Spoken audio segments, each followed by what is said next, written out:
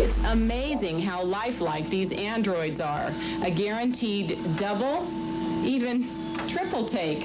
Is it live or...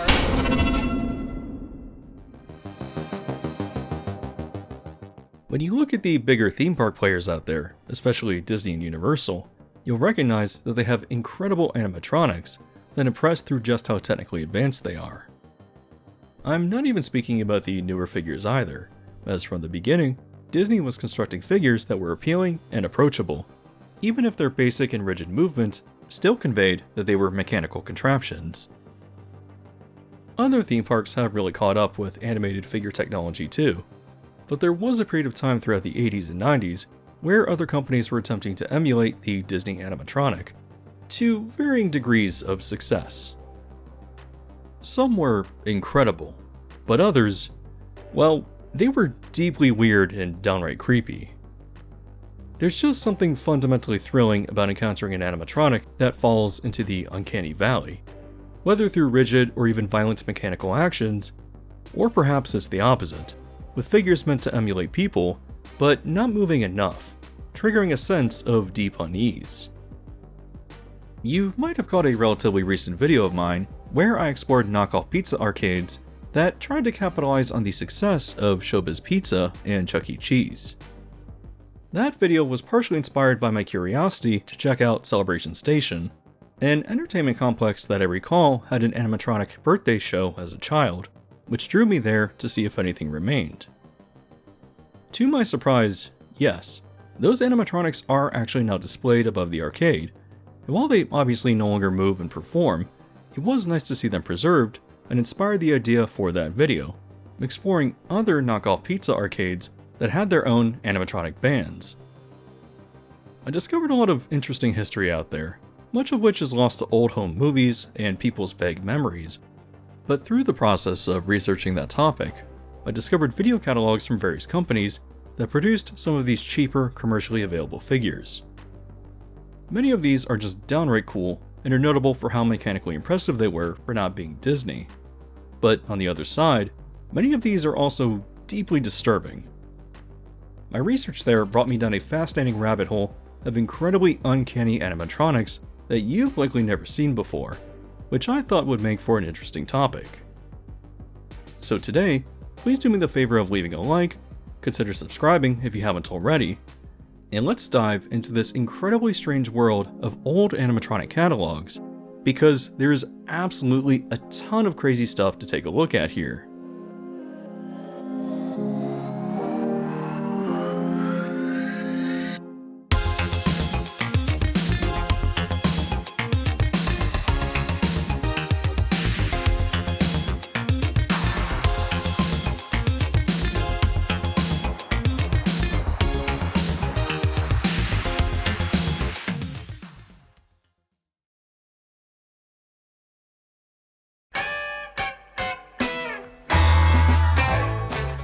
Do you remember Mac Tonight?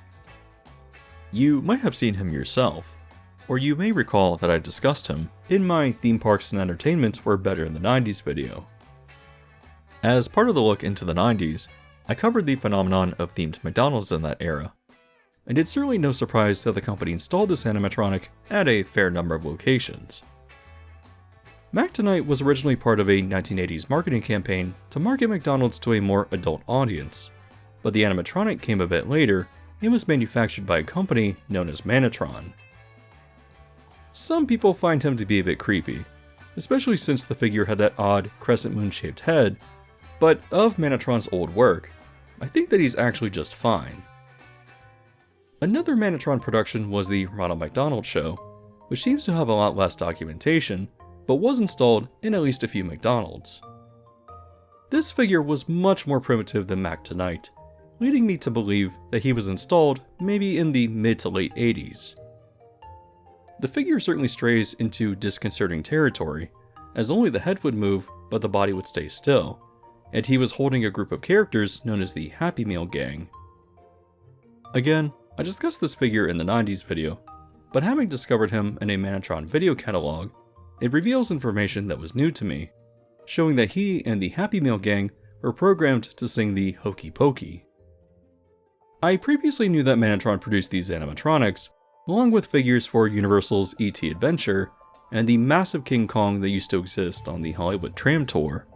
But when I started digging, I found some other interesting things. First, I wanted to highlight this life-size animated orca that made its debut at the Port of Nagoya Public Aquarium in Japan, I believe somewhere around 2001 or 2002. It uses a pretty cool holographic effect to showcase the orca's internal organs and skeleton, which then turns off and reveals the actual figure itself, making for a cool educational exhibit. However, if we want to move into frightening animatronic territory, Manatron had a little-known line of figures in the 90s that they called androids. Just look at how weird these are. What is that? I thought I was doing this alone. Who are you? I'm Mandy Manatron. Well, what are you? You an actress? You a model? A member of APA? What? No, I'm an android. Remember the theme of the Jimmies this year? Future, vision. Well, I'm here to share. Manatron's website describes how the company originated as a mannequin manufacturer, but went on to create androids, which are essentially just their version of audio animatronics, as Disney trademarked the name. However, unlike Disney's animatronics, the androids are just downright disturbing, and really do feel like creepy mannequins that came to life in a horror film. The actual Manatron video catalog showcases how these figures could be used by putting them in everyday situations. For example, putting one into a retail store as a customer service representative. What do I do to you? Well, just talk to me. Do you have a return or Yes, an I exchange? do. I have a return here. I bought a pair of shoes that broke. They broke? Yes. Now, do you have a receipt? Yes, I do.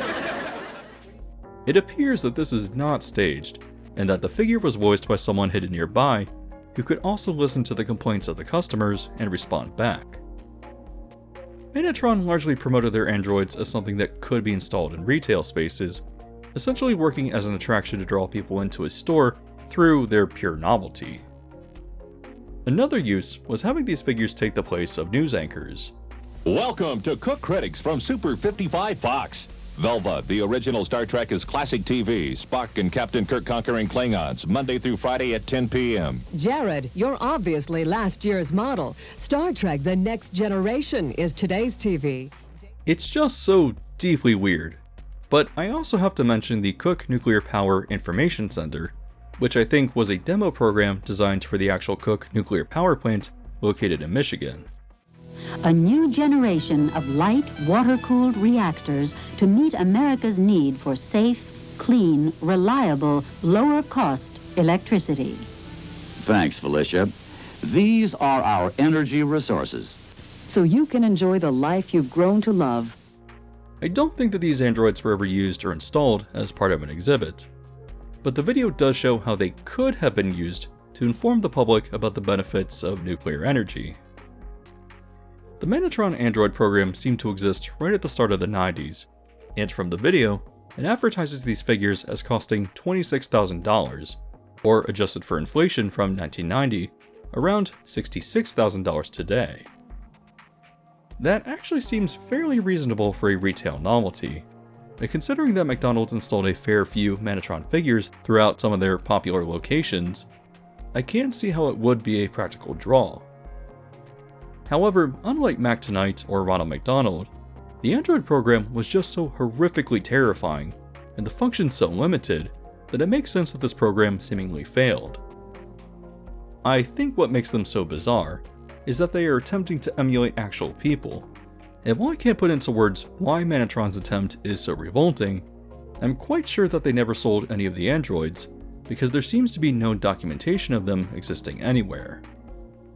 Still, Manatron wasn't the only company to try to sell horrible humanoid robots, and if you can believe it, it gets worse.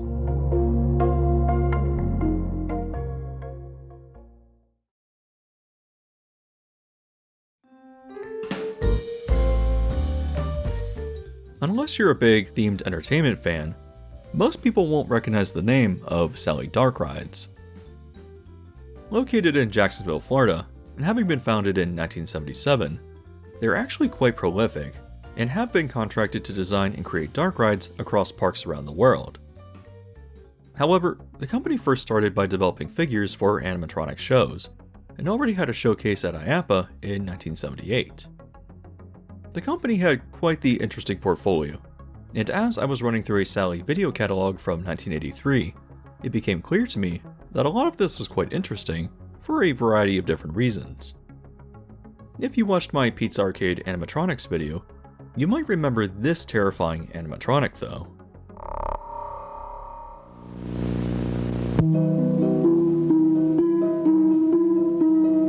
Hi, I'm the Tooth Fairy.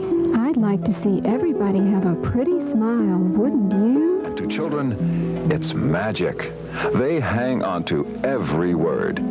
Or for real impact, have your dental assistant operate the Tooth Fairy live with a hidden microphone and greet the child by name. With Sally's patented voice-activated mouth movements, the Tooth Fairy's movements are synchronized with the assistant's voice. Children love her, and so do their parents. The Tooth Fairy helps to reinforce many of the dental habits they are trying to teach, and helps get rid of some of the fears their children may associate with going to the dentist. Someone in the comments on that original video said that they actually remember this being installed at their dentist in Tallahassee. The catalog actually introduces Dr. Stan Shepard from Tallahassee. So, if you're watching, was this guy your dentist? Sally produced a number of shows with their own original characters, and one of the most prominent was this animatronic Dixieland band made up of dogs. I'll let you read the name on screen, because I think that if I read the last word, YouTube might accidentally flag it as a slur. But I did already discuss this band and its characters in relation to Celebration Station, where they were reduced to a trio. However, one of their earliest appearances was in Mark Twain's Riverboat Playhouse, a pizza restaurant located in Miami, Florida, which I believe opened in 1982. The dog band took center stage and was the main attraction of the show, but they're not specifically what interests me. No, they were accompanied by an incredible animatronic of Mark Twain himself, and 1964 New York World's Fair Abraham Lincoln, step aside, because now Mark Twain can stand up from a chair too. Yeah, take that, Walt Disney.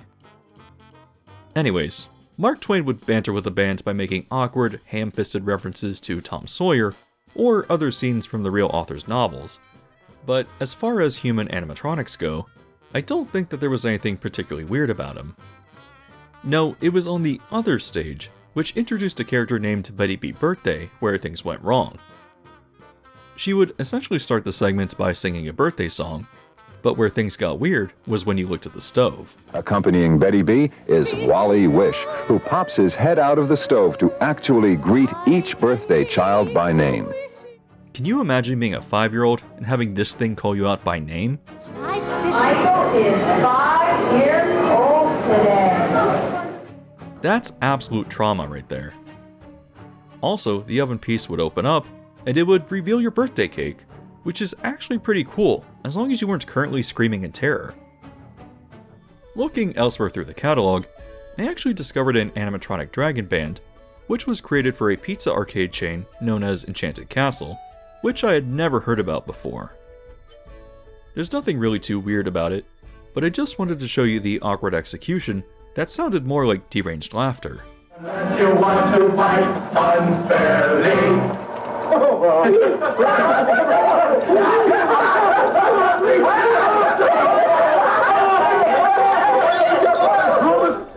Off on a side stage, this show also had an animatronic Merlin along with his wisecracking owl, which looks suspiciously similar to characters from Disney's The Sword and the Stone. Another worthy mention is an animatronic duo developed for an ice cream parlor called John Philip Tubas. You know, as in a play on John Philip Sousa, who invented the Sousa phone, which is just essentially a marching version of a tuba. Do you follow me? Either way, he was accompanied by a talking parrot and this incredibly dated banter. Entertainment of J.P. Tuba and his off-the-wall parrot, Pablo Pistachio. Video games. That's incredible. You may be ready for America, but I'm not sure that America is ready for you.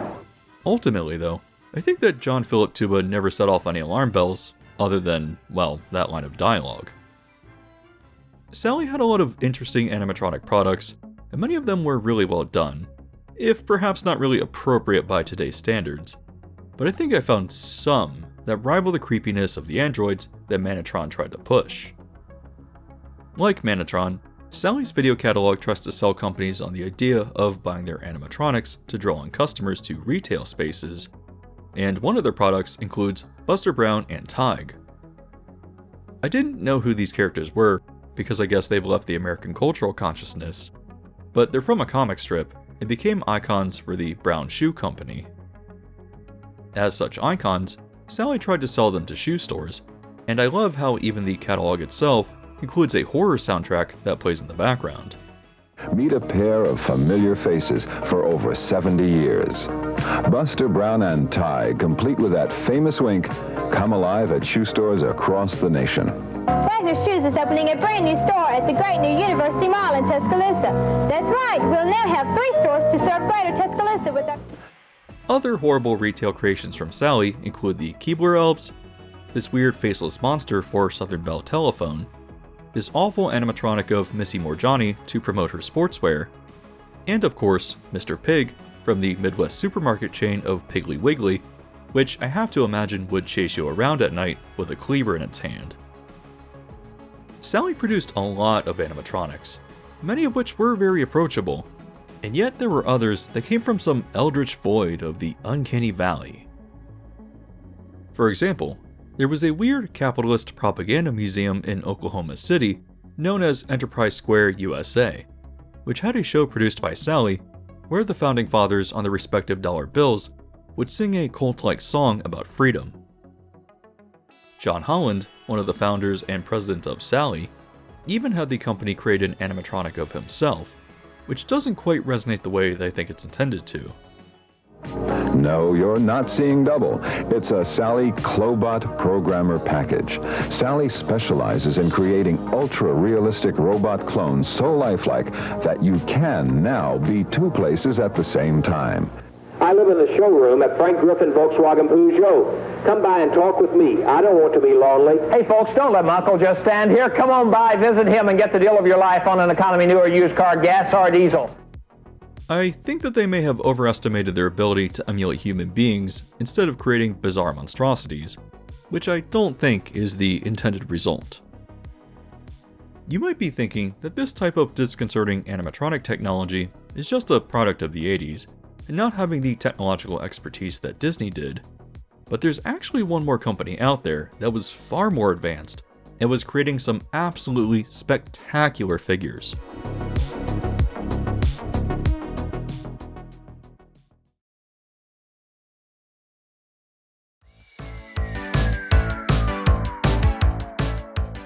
Back when I produced my video on the history of the Universal Tram Tour, I was particularly interested in the Battlestar Galactica portion of the experience, along with the short-lived but fascinating Castle Dracula show at the Entertainment Center on the upper part of the lot. At the time, I didn't have information on who produced these effects, but through the process of looking at animatronic catalogs for the Pizza Arcade video, I stumbled across AVG Technologies, who produced these figures.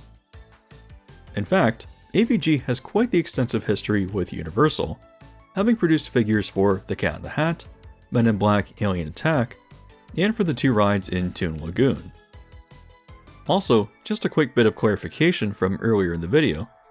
While it appears that Manatron claims credit for producing figures for the ET Adventure, AVG does as well, so I believe that both companies were contracted for different figures for the ride.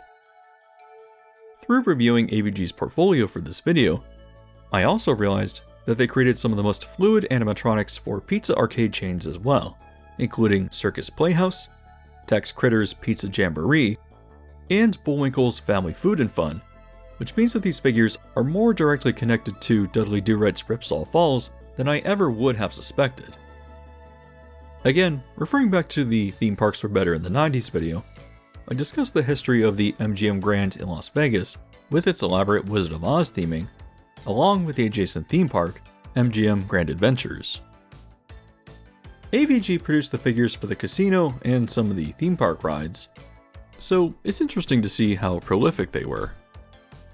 If you're a fan of the Monster Mansion, or Monster Plantation as it was known at the time at Six Flags Over Georgia, they did the figures for that ride as well. You probably recognize most of these projects, but AVG was clearly a tier higher than other animatronic manufacturers at the time. The company was founded in 1978 by Alvaro Villa, a chief research engineer for Disney, so it's not at all surprising that AVG's figures were of comparable quality. However, looking through video of their products, I found some projects that I hadn't known about that are interesting enough to highlight. For example, one of the videos briefly shows the development of animatronic figures of Howard Hughes and Andy Warhol, which are obviously crafted at a level that rivals Disney. That being said, the video never explains what they were intended for, so if you happen to know what became of these, please let me know in the comments. Another project that I thought was interesting was the Gilded Cage, an enchanted tiki room style show that AVG developed for the Golden Nugget Casino in Atlantic City. Honestly, the fluidity of the animation here is better than Disney at the time. It also appears that Disney contracted AVG for some projects as well, as they produced the basic animated figures for the Disney Store. Like Manatron and Sally, AVG also advertised their services to retail, arguing that their animated figures generate intrigue and business. I have no idea what I'm looking at here, but I think that they're elaborate store displays that AVG built. I'm particularly enthused with this talking loaf of bread, which the video explains was produced for Anheuser-Busch. So if you know what this was actually used for, again, please let me know. Another interesting figure was this talking battery, which was designed for Global Shop 2000, which I believe was a business technology convention. Put me on the job and I'll energize your in-store displays. It's shocking how fast your products will move off the shelf. The most sophisticated of their retail advertisements was for Kia Motors in 1993, developing an actual car that revealed itself to be a transformer that stood 18 feet high. While today, we associate Universal with the Paramount-produced Transformers films, Universal Hollywood actually had Transformers meet and greets in the mid-80s, and I'm surprised that they didn't work with AVG to produce something like the Kia Transformer for the park. Another interesting project was the Discovery Theater, an attraction at Sanrio Puroland in Tokyo. The AVG video shows short clips of some of the characters, including a robotic host, and what looks like a figure closely designed to look like Rex from the original Star Tours, but it also featured famous scientists and inventors like Albert Einstein, Thomas Edison, and Leonardo da Vinci for a cool show about advancements in science.